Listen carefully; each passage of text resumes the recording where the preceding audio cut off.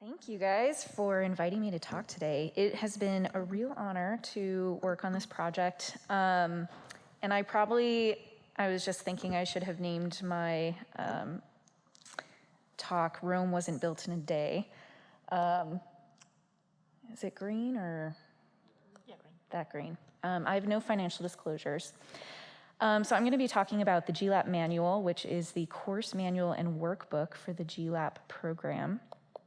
The manual design and components I'm just going to go through today so that everybody knows what it is. And I think one of the things that's really important to emphasize is that this written manual is I think it's very important for places that don't have reliable access to internet or computers.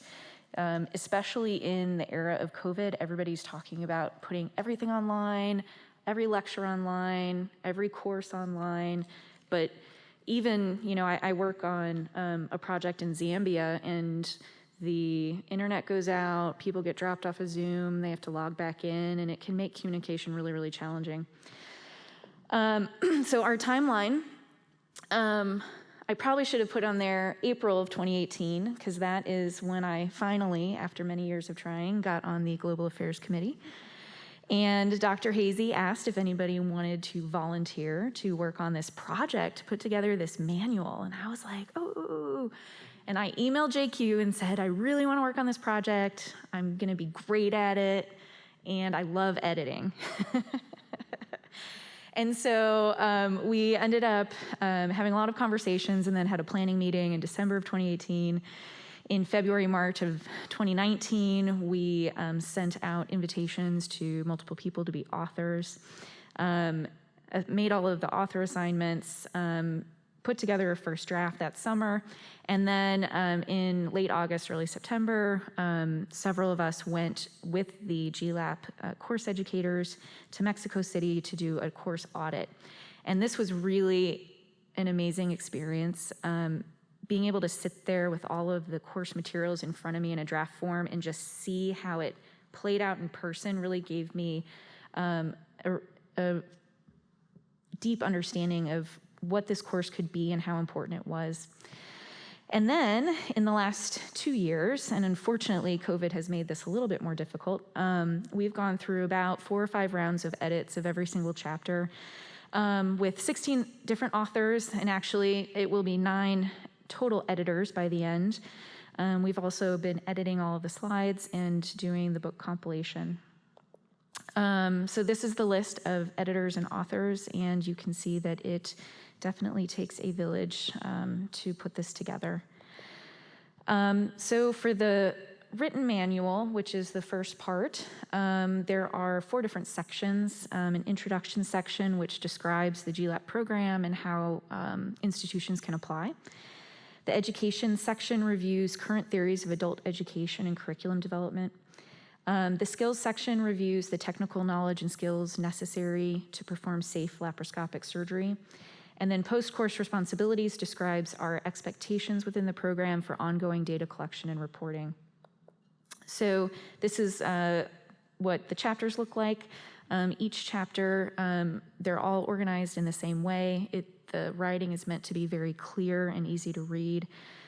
Each chapter has learning objectives and key points. Important thoughts or concepts are highlighted in separate boxes. So the introduction section, as I said, it has the intro to GLAP and enduring education, which is the concept of lifelong learning.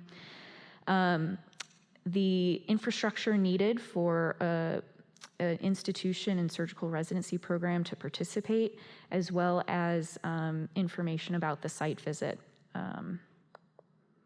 So in our education section, it has 9 chapters. It discusses things related to adult learning. So you have to assess what the residents know before you can teach them something new. You have to identify their gaps in knowledge. You have to develop objectives for your learning course so that what you're teaching is logical and makes sense, and that you can direct the things that you're teaching to those objectives.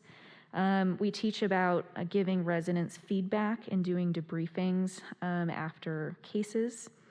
And then we actually go through all of the theory behind curriculum development and we have breakout sessions during the course where the institutions will actually get together in groups and develop their own projects and a curriculum for that during the 5-day course.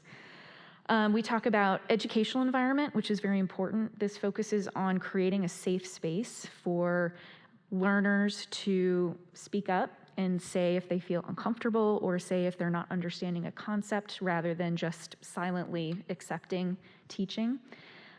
We talk about MIS simulation and how you can do this in a very low-cost way. In the skills section, we have 8 chapters, and this goes through from start to finish how to assess a patient, what preoperative comorbidities do you need to look at, what is sterile technique, how do you set up a laparoscopic room, how do you set up the equipment, how do you troubleshoot it. We go through intraoperative considerations, how to position a patient, where to put your ports, all of this stuff. We also review FUSE and FLS in a condensed format. And then there's a pretty extensive chapter on safe cholecystectomy and avoiding common bile duct injury. And then postoperative considerations is things like treating pain, nausea, identifying complications early, and ERAS.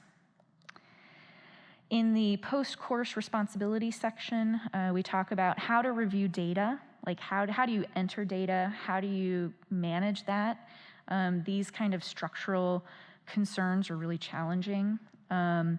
The participants, if they collect a certain amount of data, then they're invited to come to SAGES for a meeting to present their institution's outcomes.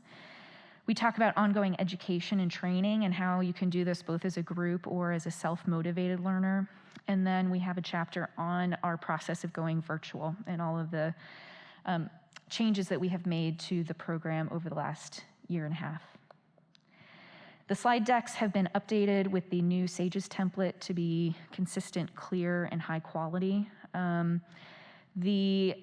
As I said, each chapter has clear learning objectives and key points that are consistent with the manual. And then we have an area for detailed notes so that as the participants go through the course, they can write down their notes.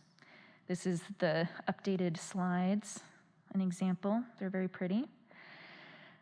The second part of the manual, and this is kind of what we brainstormed while we were auditing the pilot course in Mexico City.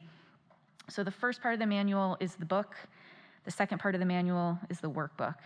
And so in the workbook, we have printed out all the slides so that people can refer back to them later and take notes. We have worksheets for all of the different breakout sessions throughout the 5-day course so that people can start to brainstorm about what kind of laparoscopic skill do they want to teach their residents and how are they going to educate them. We have all of the forms needed for things like FLS grading, how to give feedback, how to develop a curriculum, and then a comprehensive list of a glossary for people who are not English speaking as a primary language and references. This is our slide and note section. And then this is an example of one of the worksheets for the breakout session. So in summary, this manual, like I said, has 2 parts. I think the printed format is really important for worldwide dissemination. And I think that this manual will be an excellent accompaniment to both the 5-day in-person course as well as the virtual course going forward. And I really cannot say more strongly how much I think this program is super important for developing a sustainable education model for low and middle income countries. Thank you very much. Happy to take any questions.